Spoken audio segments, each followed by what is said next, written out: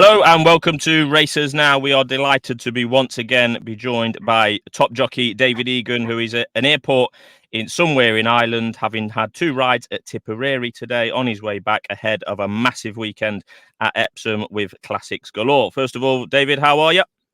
Good. I'll be very good as long as this flight isn't delayed. I think you'll be absolutely fine. First things first, obviously, we're looking forward to the Derby this Saturday. Ammo currently have three races entered. We'll find out on Thursday morning which of those will run. It looks most likely that Dallas Star will be the one of the three that you'll ride or will run of the three. It's 40-1 at the moment. Sure to benefit from any showers they've had around Epsom this week, and they have had some. I know you didn't ride him in the Ballysacks in Ireland when he was a shock winner there, but what did you make of that race, and what do you make of his potential chances in the big one on Saturday? As you said, the more rain, the better for him. I liked his attitude. He really stuck his neck out, and he was past in the straight, and then battled back to look a ready winner. And he'll need a bit of luck as you do in any derby. But I think if the ground's going to be testing, he's definitely a horse that's probably overpriced and overlooked at the moment. I think from the forecast I've been looking at, it's going to be more on the good side rather than soft. I think earlier in the week there was plenty of rain about, but I think the forecasters improved from a punter's point of view or attendees' point of view, but probably not from a Dallas Star point of view. For those that don't know, David was no stranger really to riding a big price ammo horse to place in the Derby. Mojo Star was second at 50-1 in 2021. Away from Dallas Star, who is a big price currently. What do you feel about the other contenders? Is it a case of, there'll be plenty of people talking this week about City of Troy. Are you for him? Are you against him? I'm against him, but it doesn't really matter what I think. Who would you like to ride if you wasn't riding Dallas?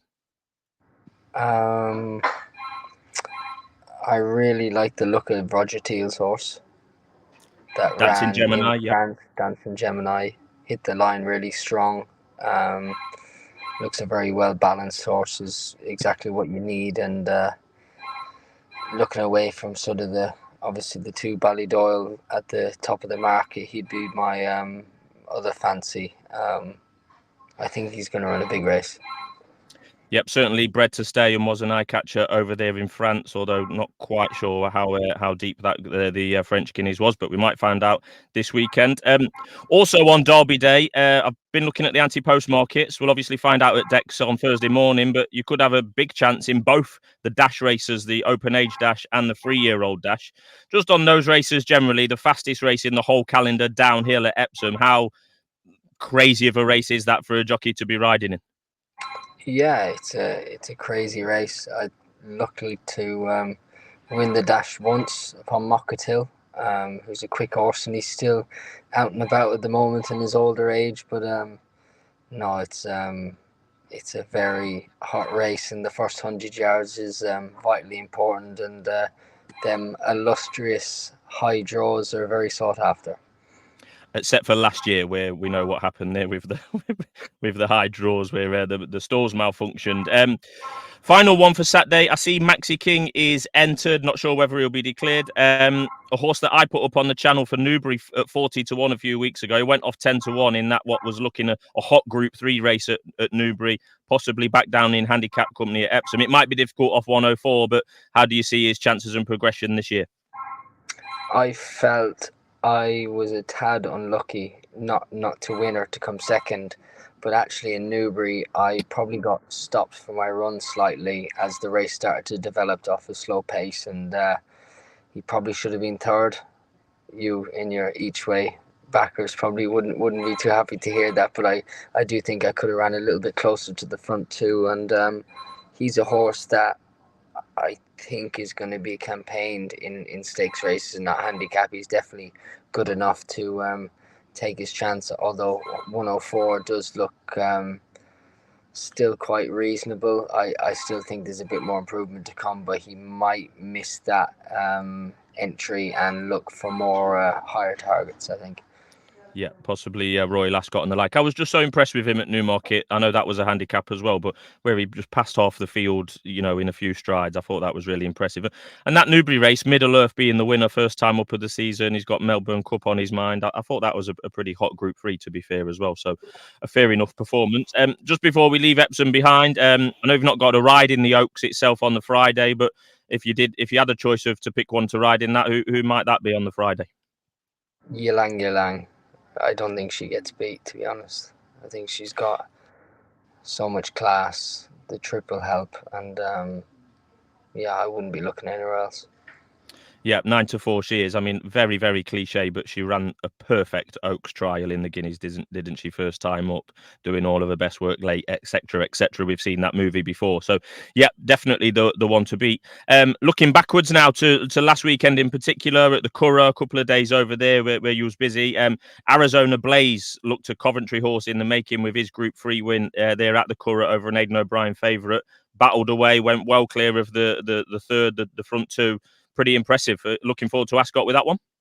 Yeah, nice to get him back to winning ways. Definitely appreciated the nicer ground conditions, and yeah, he was tough. He had to battle.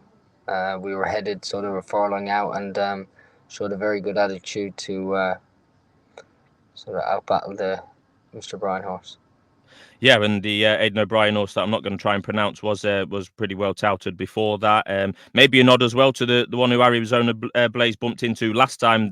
Was it Whistle Jacket? So maybe Yeah, a nod to how good that horse may be. Another juvenile to look forward to. Also at the Curragh over the weekend on Sunday in the Group 1 Tattersalls Gold Cup, you rode in that race where White Birch was immensely impressive. I thought that was a superb performance. He was, as everyone was in that race, a bit far behind. But what did you make of him? How impressive was he in the race? I think White Birch really appreciated the rain that came, and I honestly think if the rain hadn't have come and it was good to firm, very quick ground as it was on Saturday, I, even though he was a very good winner, I think Augusta Rodin ran a very good race on testing conditions and could reverse the form if the ground was in his favour. So that was my thought. And my horse, Elegant Man, ran a good race. He's also a horse who wants it as quick as possible, being an American bred horse. And Crypto Force ran a nice race, taking his time and to run on a nice third. He's a fit horse who looked like he could step up and trip also. Would Elegant Man be looking at Royal Ascot or maybe further afield? I think he's in the Hardwick. I do think he's a top class horse, and it'd be nice to see him on some quick ground, which he should get at Ascot. The only other race you could run him in would be the Prince of Wales, but he'd have to be supplemented. So I'd say if he does go to Ascot, it looks likely to be the Hardwick, which he'll obviously have to take on Middle Earth, who was very good at Newbury. Yeah.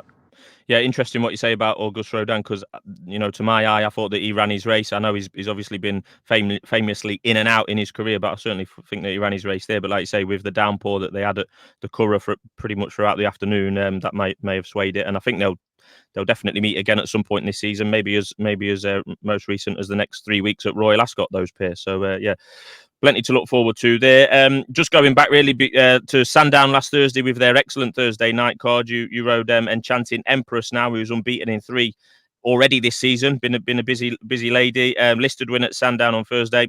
I know I've mentioned it a few times, but another to look forward to for Royal Ascot.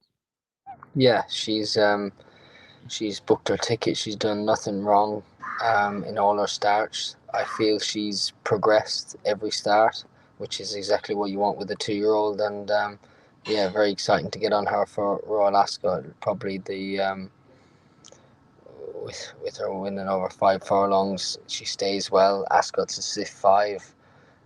It probably would be the Queen Mary rather than the Albany with her, but she's probably versatile. She will get 6, but I think at this point in time, she's shown a lot of speed that I suppose don't change something that's not broken.